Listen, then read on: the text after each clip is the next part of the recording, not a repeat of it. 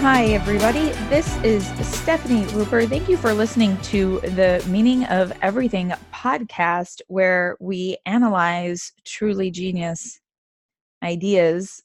Today is episode number 22, and I have on Donald Crosby, who is one of the most insightful philosophers alive in the world today, and who has developed a way of having a religion about nature. Yeah, so it's really cool stuff. I love Crosby's work. Okay, Donald Crosby is like my Michael Jordan or Wayne Gretzky or I don't know, the other kind of popular sports figure that you idolize as, a younger person, or older. Donald Crosby became one of the most important figures in my life about 10 years ago when I first read one of his books on nihilism, on meaninglessness and sources of meaninglessness in the modern world. And it just totally blew my mind and taught me why I had been so plagued by meaninglessness my whole life. Really, really fascinating, really, really important stuff. So I am so happy and so honored and so excited to have him on today. He has a very, very beautiful set of ideas, and the way that he talks about them is also really beautiful. And it's just, I'm so deeply honored. Today was the first time that I met him. So I had been waiting. I had been waiting for a decade. So I'm going to read a little bit about him before I bring him on. He and I actually talked for quite a long time. And so this is going to be a 2-part episode. I will be airing this one and then the second one at a later point in time, the second half of the conversation.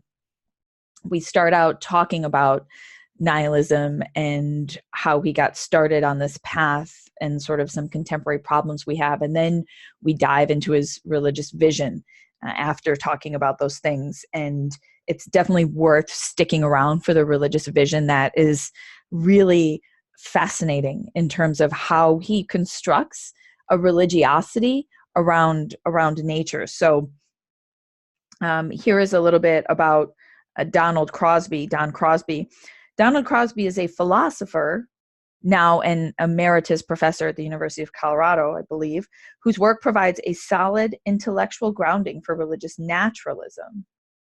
In A Religion of Nature, he explains the view that nature is all that is real and that nature can be a focus of religious orientation.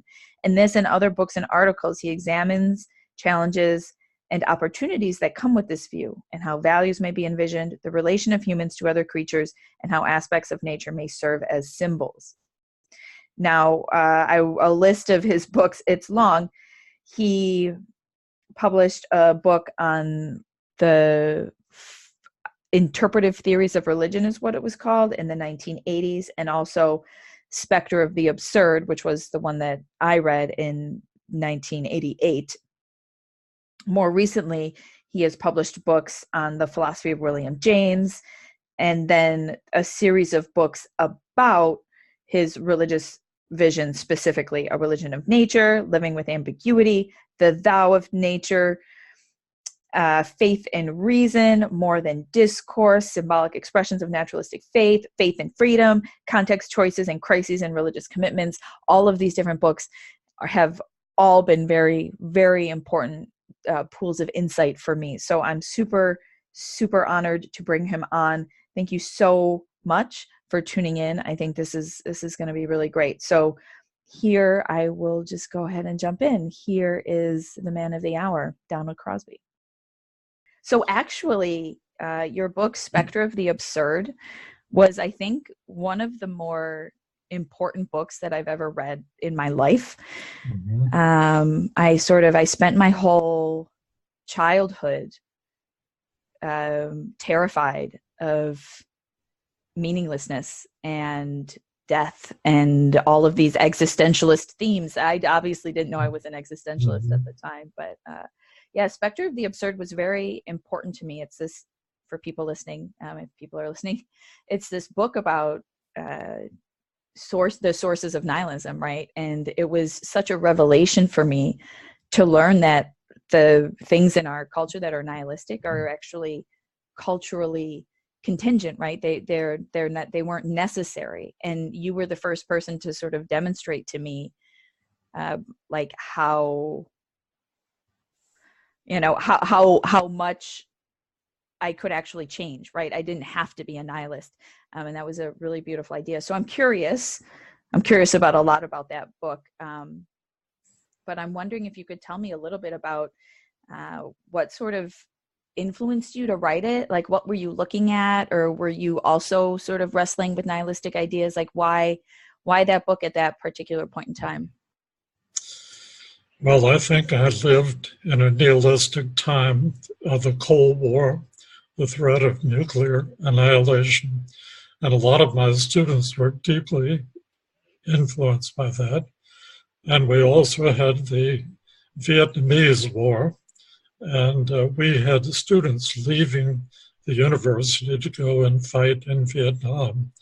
And one of them actually went berserk on the plane on the way to Vietnam, and they had to bring him home and hospitalize him.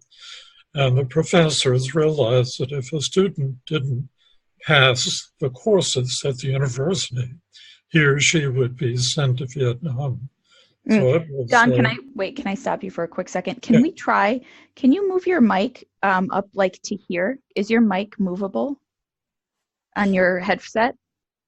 No, my mic is in my computer somewhere. Is it hard? Oh, okay. Okay, that's fine. No, I was just curious. It's good. Your voice is a little bit muffled, but not too bad. So that's totally, don't worry about it. Maybe get a little closer to my computer. Does that help? Actually, no. Could you back up? Back up? Oh, yeah, I think that helps. Okay. Okay, cool. Go on. Vietnam. All right. So a lot was going on at that time that was very threatening to the people of the earth, and especially to students in colleges in the United States. Mm-hmm. And they took refuge, many of them, in a kind of fideistic religion, where you just grit your teeth and try to believe it, whether it makes sense or not, because they thought that was their own recourse from nihilism. Yeah. I find nihilism as despair, hopelessness, the inability to affirm any kind of meaning in one's life or the world. And a lot of these students suffer from that. And when I taught a course, Nihilism in the Modern World, a lot of the students were terrified by the course, because in the first part of the book, I talk about all of the expressions of nihilism, whereas in the second part, I talk about criticisms of nihilism. And they had trouble getting beyond the first part to the second part. And of course, nihilism is not just a conceptual, epistemological issue, it's an existential issue of the first order. Mm-hmm. So we had to deal not only with concepts, but with emotions, deep lying emotions. And for a lot of these students coming to the university was a transition from their religious faith, which had been taken for granted and never questioned, and all of a sudden being brought into a context where questions were being raised about all kinds of beliefs, assumptions, outlooks, ways of living, and so on. So at any time, I think the university is threatening for students, but during that time, it was especially threatening. And I could feel that bath of nihilistic outlook in my experience as a teacher, but also in my own experience at that time. So that's why I decided to write the book. And also I was going on a 6 months, 6 weeks trip to India at that time, and each of us needed to have a project. So my project was, what do the Indians think about the threat of nihilism? Yeah, so I kept thinking about that. So I taught the course, I gave some lectures, I thought a lot about these issues, and I tried to approach it as much as I could in a philosophical manner. Interesting. And what did the Indians think of nihilism? I couldn't get much out of them about nihilism. Of They were course. too much desiring to impress us by their knowledge of the West. Mm, And for example, when we would try to press them about Indian art, they would present impressionistic Indian art instead of old traditional Indian art.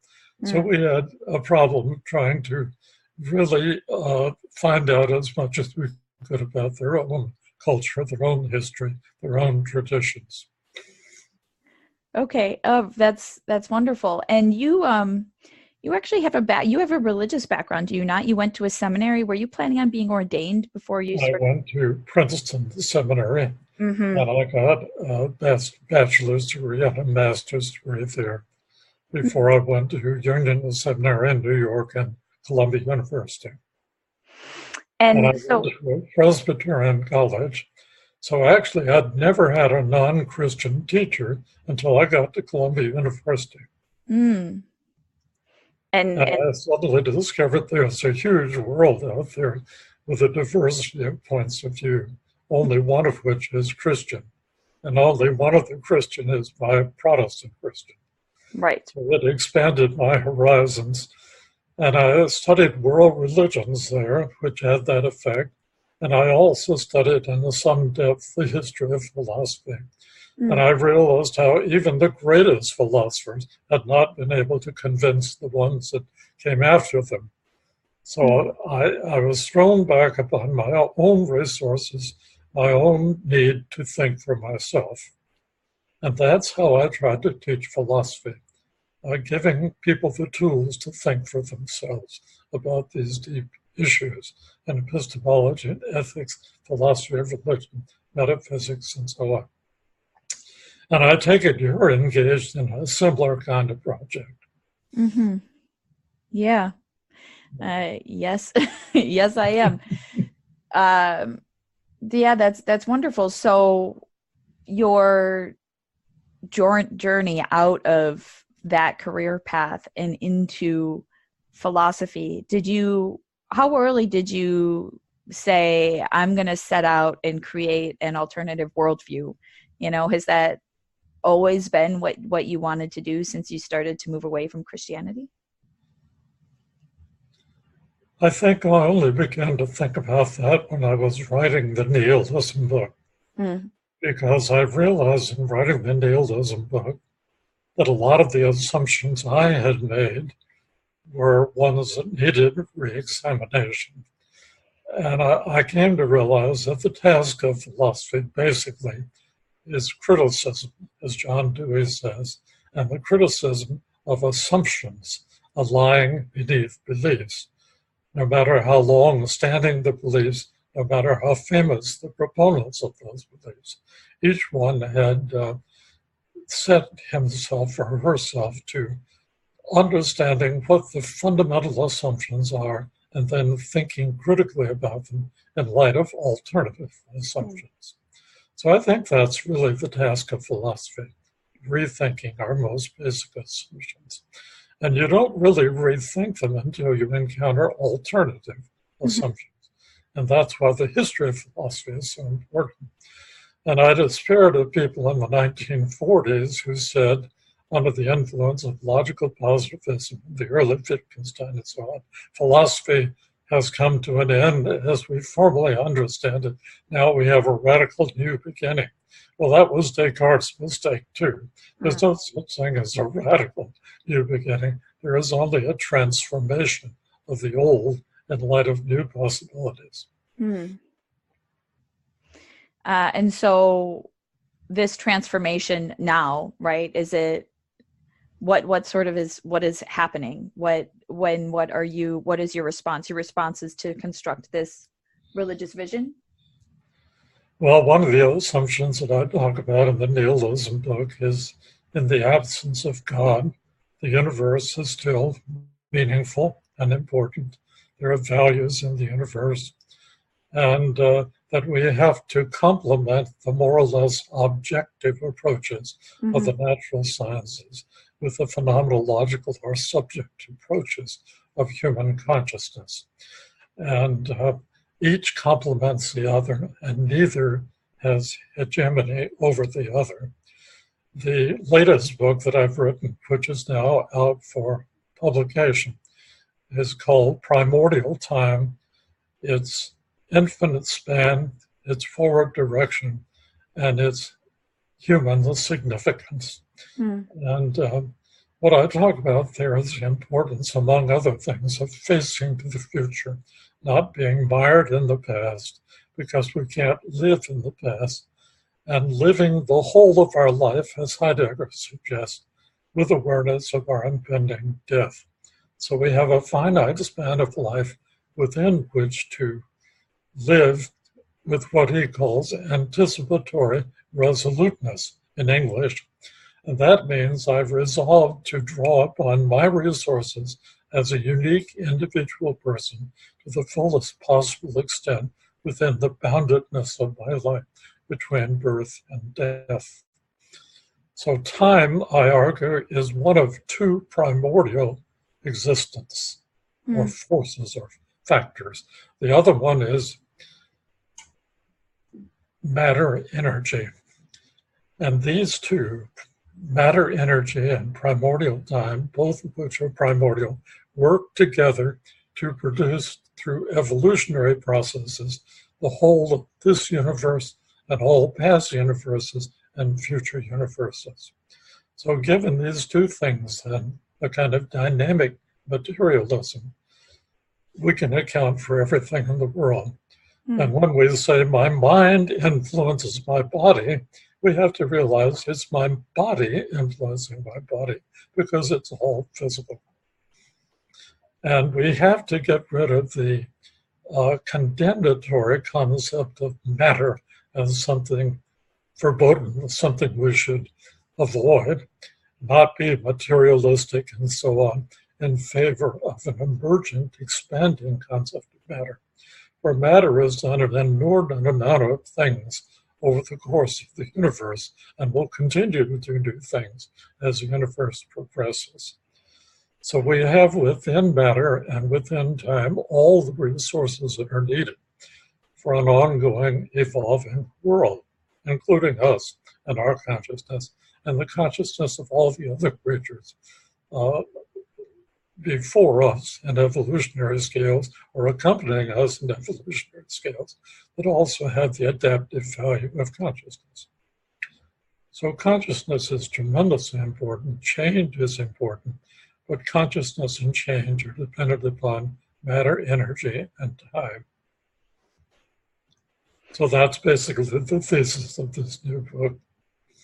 Yeah, that's fascinating. I remember I read, did you have a book on time previously before this one? Don't you have another book on metaphysics? I talked a lot about time, but it was not a book on time. Right. And right. Yeah. I've also found that to be, very important and fascinating. So you mentioned one of the foundational assumptions that we have in the West, that without a God, maybe this was the assumption you mentioned, but there were a number of assumptions that we have in the West that end up not necessarily being true, and they're all sort of based on this one worldview, this monotheistic worldview that we inherited, right? Necessarily being the only kind of meaningful thing. So what are like some of the main events that happened or assumptions that we make about what can be meaningful or what can be true, right? Like, or what can be perceived? Because I seem to remember that you talk about truth and gods and whether there's like an objective reality. You know, what are the sort of assumptions that we make in the West that aren't true? Well, one of the assumptions we make that is long-lived is the dualistic picture of matter and mind. Yes. And the idea that mind is some kind of free-floating, purely spiritual entity that survives the death of the body. And one of the implications of that, of course, is that we don't really belong here on this earth in this physical setting, but we belong to some other world, which is a marvelous, wonderful world, free of all imperfection. Mm-hmm. And I take issue with the notion that a world free of challenge, of need, of problems, a world in which we're not really needed because everything is already perfect, is a world to which we would want to go anyway. Mm-hmm. And then if we think of the mind as something independent of the body, I remember in my high school or my college philosophy class, my professor said, "What happens if I take a baseball bat and hit you on the head with it?" Well, I cease to be conscious. That seems to suggest that the mind has something to do with the body and with the processes of the body. So I kept thinking about that and realized that the mind-body dualism simply doesn't work. And one of the reasons it doesn't work is that it gives us no way of understanding how this purely spiritual mind could relate to the purely physical body, because they're radically disconnected with one another. Now, if we take that idea and apply it to the idea of God, the traditional idea of God, God is in a timeless eternity. God is pure spirit. God has no need of the world or anything in the world. There is no point of contact or intersection between that kind of God and the world. And there's no way in which that God can be omniscient, because that God cannot really know what it's like to be a human being, Mm-hmm. with all of the finite, limited perspectives and problems of being a human being. So one of the ways to criticize the idea of God is to criticize that notion of the detached, dualistic, completely sufficient God. And if you begin that process of thinking, you realize that the concept of God is really relentlessly, if not inescapably, anthropomorphic. That is a projection onto the heavens of an image of being very similar to ourselves. And we like to think, well, we just think of God sitting on a throne somewhere as an image. It's a metaphor. It's not literal. But then what do you put in its place? One of the things to put in its place is that there is such a thing as the sacred, the holy. Maybe it's radically immanent within all of the world, within all of nature. And nature for me is sacred ground. That's the title of one of the books that I wrote. And we don't really get around to needing a God to have an ample religious meaning within nature itself and ourselves as creatures of nature, participants in the community of nature with conscious awareness of that participation. So that's as wonderful, as mysterious, as elusive, as subliminal as anything that we need to imagine and call it God. They're all metaphors anyway, as Dewey points out. The whole concept of nature itself is an imagined construct. You can't really think the whole of nature, especially if nature transcends the present universe. Mm. But it's a metaphor that's helping us to orient ourselves in the world. So the mind-body dualism is one of the central assumptions, I think. Mm. And then the fact value is an assumption. I think the world is full of value, and we discover values just like we discover facts, but both are relational things. There is potentiality to be actualized by our awareness, our consciousness. It doesn't mean we create them, but we respond to them, and in that responding, become aware of them. So the distinction between fact and value makes some kind of small logical sense, but it doesn't make existential sense. Right. Now, sorry, so what you're saying is we tend to assume that facts, so saying something is a certain way, is different, is completely separate from saying how good or bad it is, right? And that's something that we just assume in Western thought, but you're saying that actually those two things are intimately connected and value is something that actually exists. Well, one way to think about it is that if we didn't value the discovery of facts, there wouldn't be any discovery of facts. Mm. So we value truth. And in order to be a scientist, you have to value truth. So truth is one of the preeminent values of human consciousness. Mm. And the values that I discover in the world are not just values for us. They're values for the bear who discovers the value of the seeds on the bush, because they satisfy that bear's hunger. The value that the large fish finds in the small fish to be devoured, and so on. So values are replete in nature, and there'd be no existence from moment to moment did we not value our own existence. The only alternative to valuing your own existence is suicide. And not many people commit suicide, so implicit in that fact is a valuing of one's existence. Mm. So you take away values and you take away the whole of the human experience of the world, and the animal experience too, I would argue.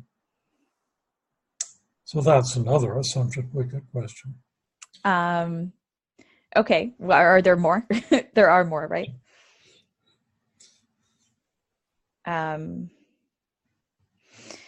Yeah, so resulting from these kinds of distinctions, you have described that there are several different kinds of nihilism, right? There are several different ways, and some are becoming increasingly prominent today, right? Because political is thrown in there, right? There's political, epistemological, which is the way that you can know things, and you distinguish between cosmic and existential, and I don't remember what the fifth one is. Political. Yeah. No, I said political. Cosmic. Yeah.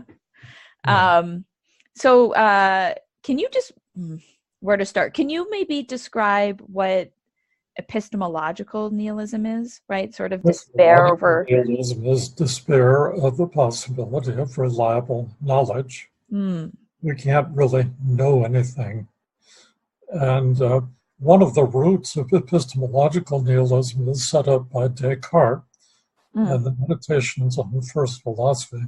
And that is, we don't really know something if we can't be absolutely certain about it.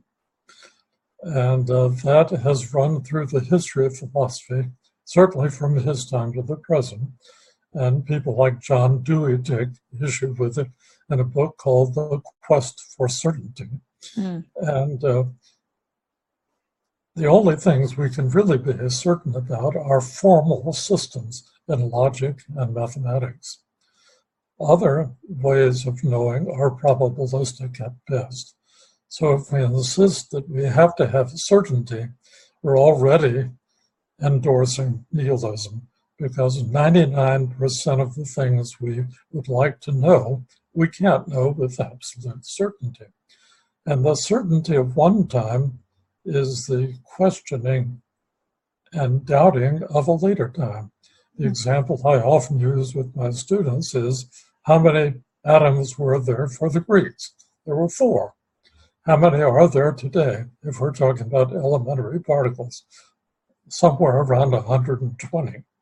So they were absolutely certain about this, and it goes through all of the philosophers of that period as an axiomatic truth. Today we look back and we laugh at that, because their certainty is seen by us as not only wrong-headed, but misconceived. So the question then is, and I used to raise this question with my students in class, are there any absolutes? And most of them would raise their hand and say, yes, they're absolute. And I'd say, well, what are some of them? And the one most often cited was God. And I would ask, can you be absolutely certain about the existence of God? And they'd have to admit that they couldn't be quite absolutely certain. So there is a difference between the certainty about the concept of God and the absoluteness of God that is being claimed. And as long as you have that gap between what is claimed to be absolute and my ability to know it is absolute, then there aren't any absolutes as Mm. far as finite human beings are concerned.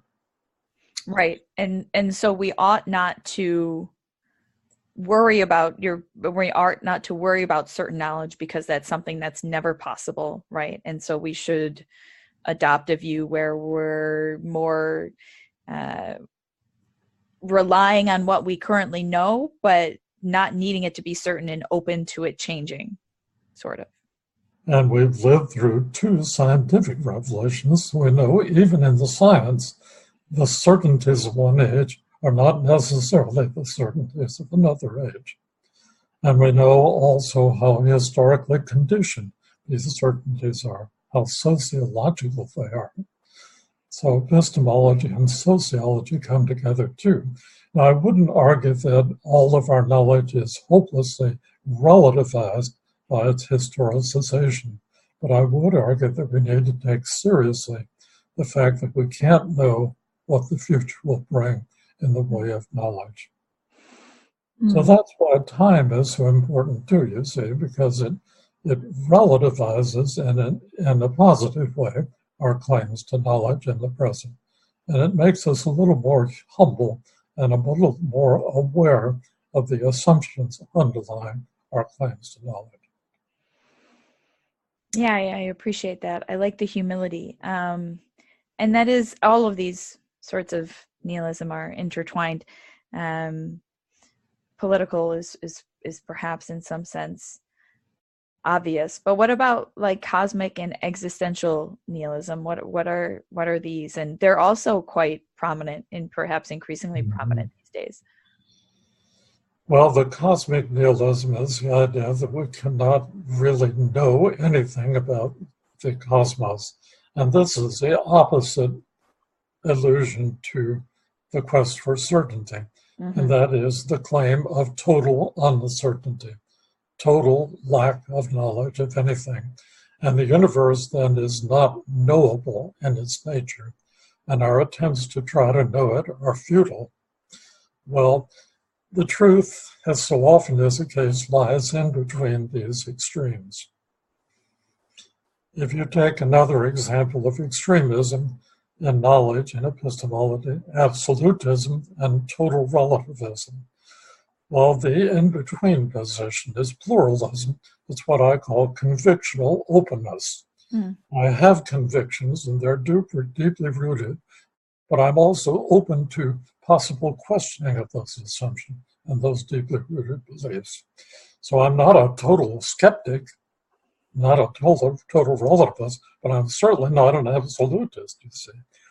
I had a conversation, this will interest you, because it's from an opposite university, Cambridge.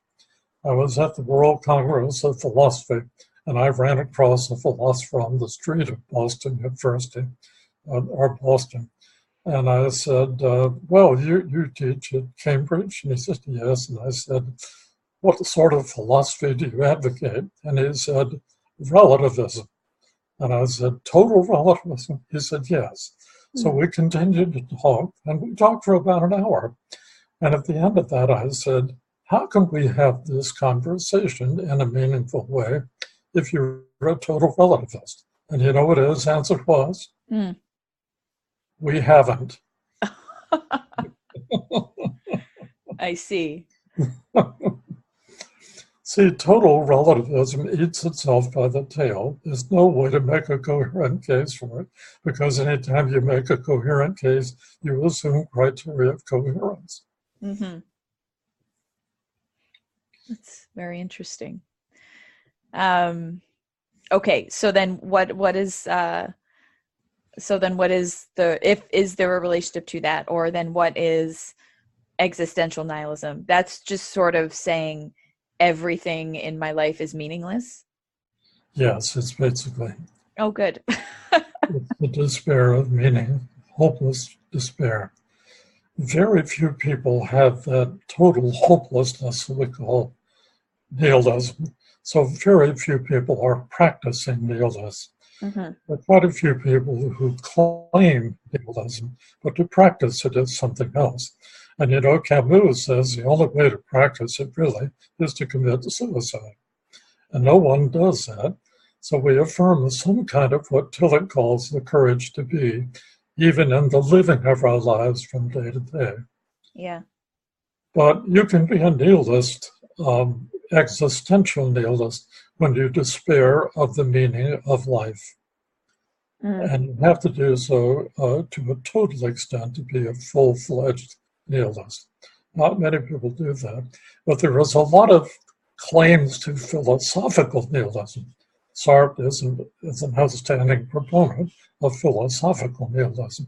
Well, he continued to live his life and write his books and make claims about truth and falsity and so on.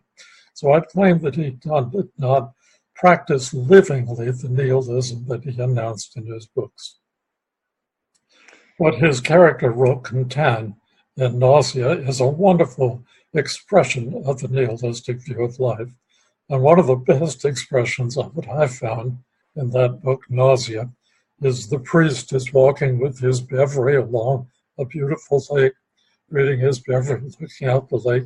He sees the surface of the lake, the beauty of the water, the reflection of the sky, the birds singing, and so on, and they coincide with his very optimistic reverie. Roquentin looks at the lake and he thinks about all of the creatures beneath the lake with their claws and their fins, and they're devouring each other. It's a terrible, terrible situation. And he thinks that the nihilist, like himself, can peer beneath the surface, the placid surface of optimism and hope, to the depths of despair beneath. So that's nihilism. There's a lot to be concerned about in life that is not hunky-dory or peaches and cream, but that's not the whole of life. So one of the things that I talk about at length, and I hope I'm not talking too much about this. Not at all. The ambiguity of the world as we experience the world, and the ambiguity of human beings in the world. And we not only cannot get rid of that ambiguity, if we think about it deeply, we would not wish to, because we could no longer be human beings living in the kind of nature that we're accustomed to. And there wouldn't be anything for us to do in a perfect life, a perfect heaven. It would be immensely boring, an eternity of not being needed, of not having any purpose because everything is already perfect, is a heavenly hell. So ambiguity has to be affirmed, and the universe does not have to be denied. Human life does not have to be denied because of this ambiguity. And another term for ambiguity is finitude or fallibility. That's us. Let's affirm us and live as fully as we can in the face of this ambiguity. Yeah, I remember when you have a book actually called Living with Ambiguity, and I found that to be very important. And it was revelatory to me at the time to learn that this idea that you're talking about right now, that a hypothetically perfect world is actually impossible, because and extremely undesirable. Right, because you would be bored perhaps, but the thing is there would be no differentiation, right? Because if for something to be good, it has to be in contrast with something that is judged less good, right? Mm-hmm. Mm-hmm. Yeah. But it's not only that, it's that if it's already perfect, there's no place for us. There's no responsibility. There's no challenge. There are no problems to be encountered and solved. So we might as well not exist. Right. Okay. So then let's turn to I see hints of your religion. I see hints of your religion of nature in your last answer. So let's pivot to that.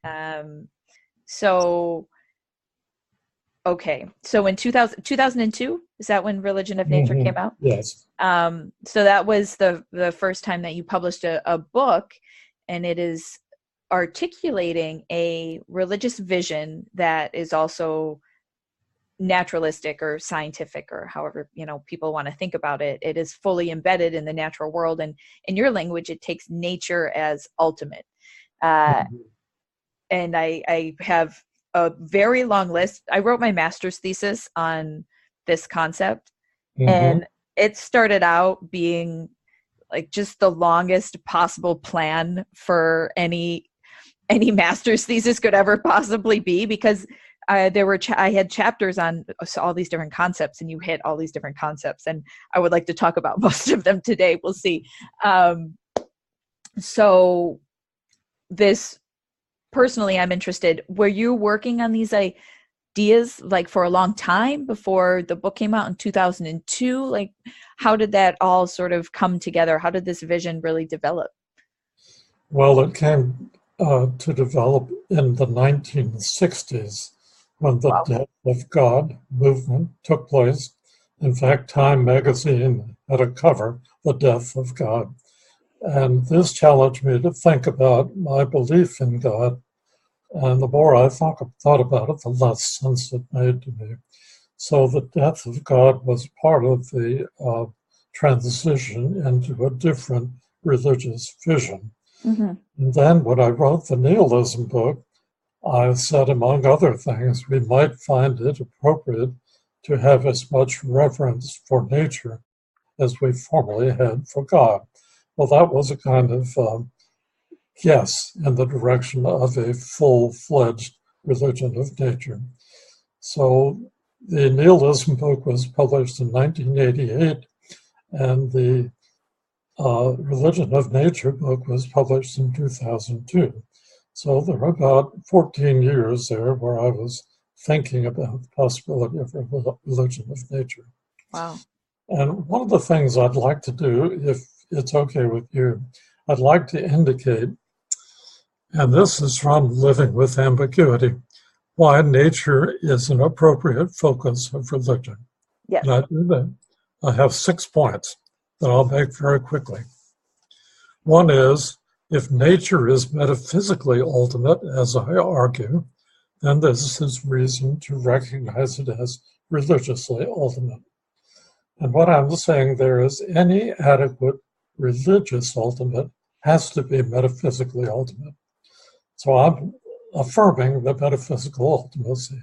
Everything that is natural. There's nothing extra natural.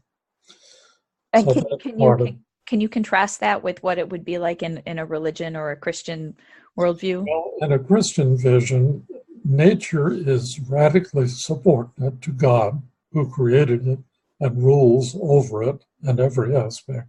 Human beings are created in the image of God, which suggests that they have a purely spiritual, free-floating existence similar to that of God. Mm-hmm. They don't need nature any more than God does. Their true home is elsewhere in heaven with God. So there is, among other things, a radical bracketing, minimizing of ecological responsibility implicit in that vision of human beings. Right, but primarily, in contrast to nature as ultimate, God is the ultimate reality, and God is God sort would of be right the separate. That's what you're ultimate saying. for the theist, for the Yeah. monotheist. God Okay. is the ultimate. And there are a lot of religious ultimates. There's Tao, there's the Buddha nature, there is Brahman and Brahma, Right. there are the Shinto deities, and so on. So we in the West tend to assume that non-religion means non-belief in God. But there are a lot of religions that don't have God at the center. So we're very provincial in that regard. Right. And so what you're saying is, you're not saying nature is God, but you're also not saying nature is meaningless. You're saying nature is What I'm saying, ultimate reality. nature Right. is the religious ultimate for religion of nature, Right. just as God is the religious ultimate for theism. Yeah.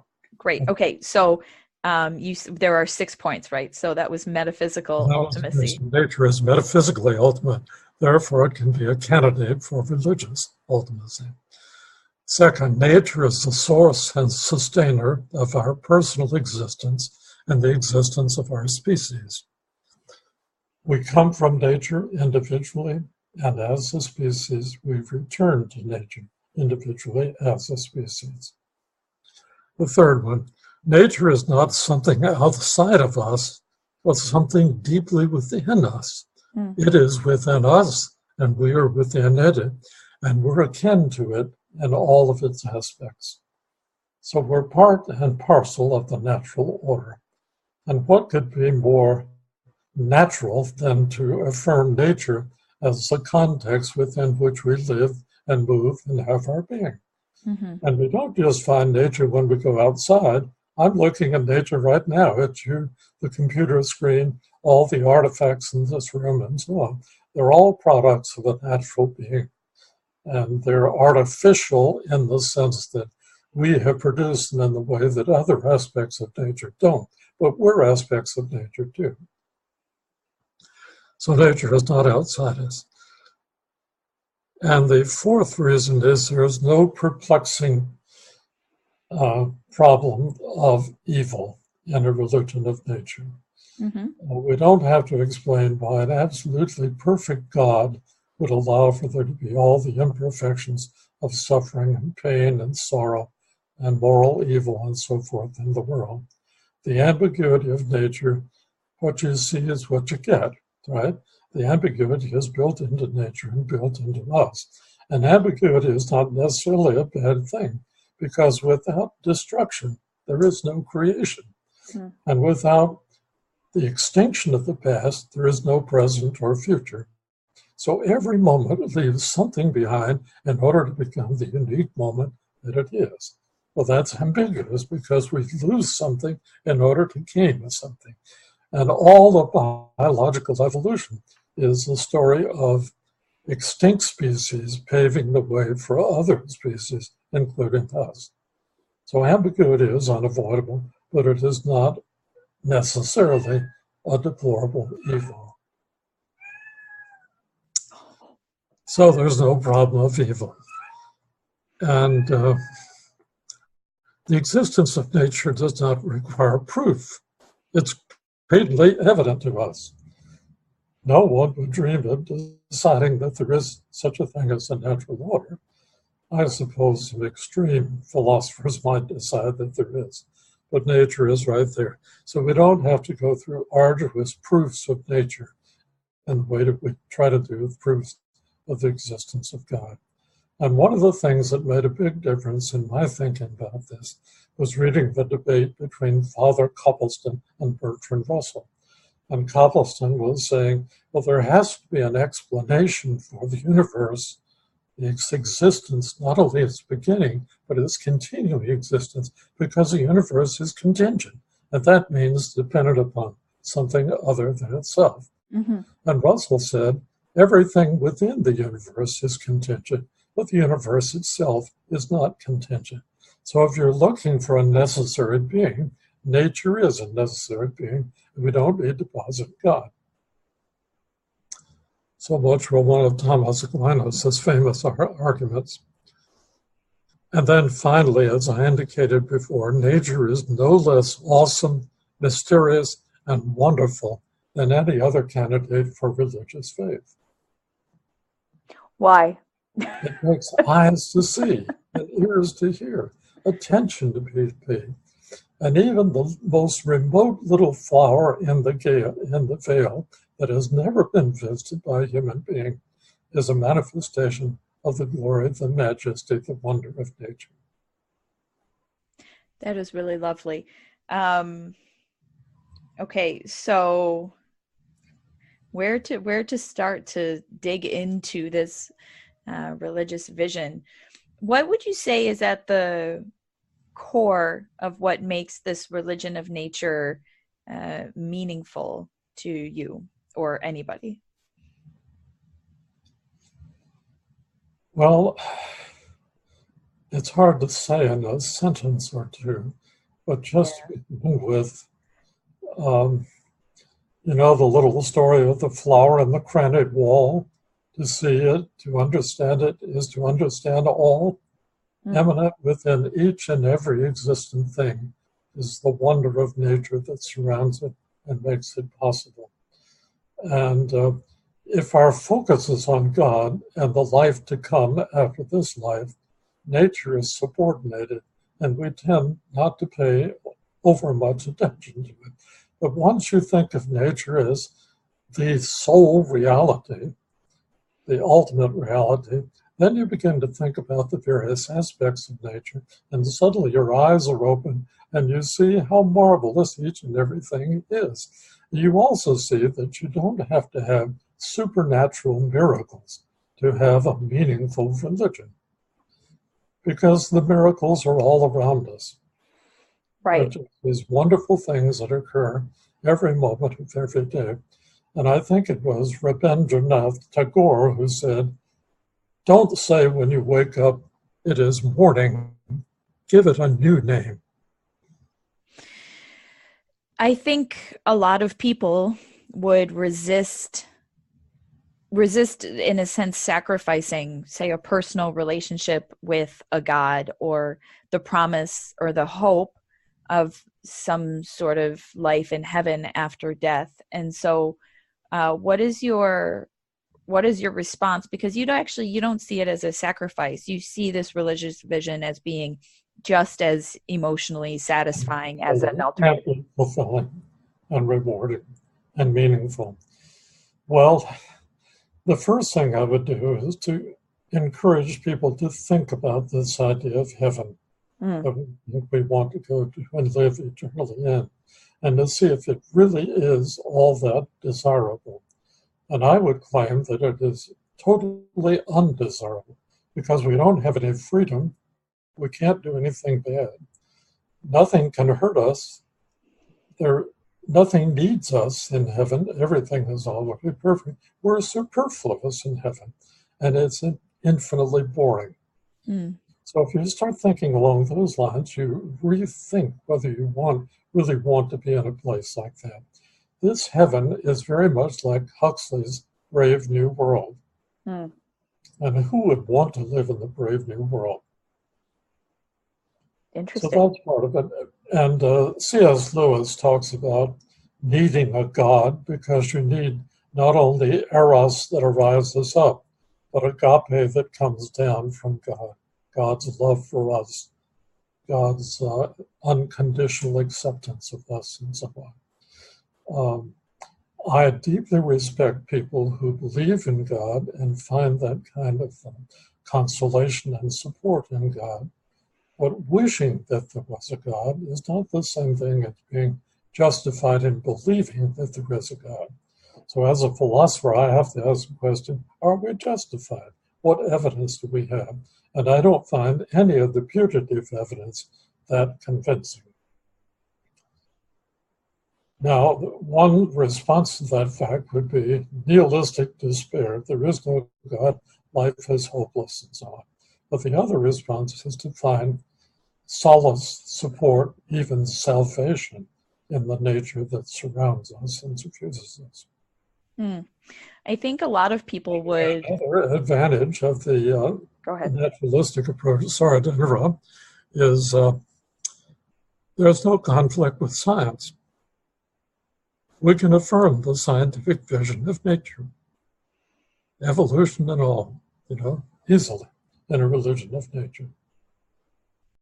Hey everybody, Steph here. Very quick interlude. You may have noticed the interview is not currently happening. So I have decided, Don and I actually ended up chatting for a really long time. And so I have decided to split the interview with him into two different podcast episodes, especially since we cover so much ground. So I am going to go ahead and let this episode end here. And if you want to hear more from Don, and especially about this religious vision, which gets really beautiful and exciting and poetic in our conversation about it and what we as individuals and what our society needs, right? So if you want some more of that, and I do highly recommend it. I just finished the conversation, so I do highly recommend it. Just tune in next week to episode number 23, and you'll be able to hear all about it. And I'm very much looking forward to getting your feedback. So thank you so much for listening today. Show notes will be up on my website. I will link to all of Don's books. And if you do have any questions about how to further explore his works, or any questions about his philosophies, do email me at tmoeverything@gmail.com. I know his work backward and forward and would be more than happy to point you in the right direction. So thank you again so much for tuning in, and I will see you later in the week. Take care.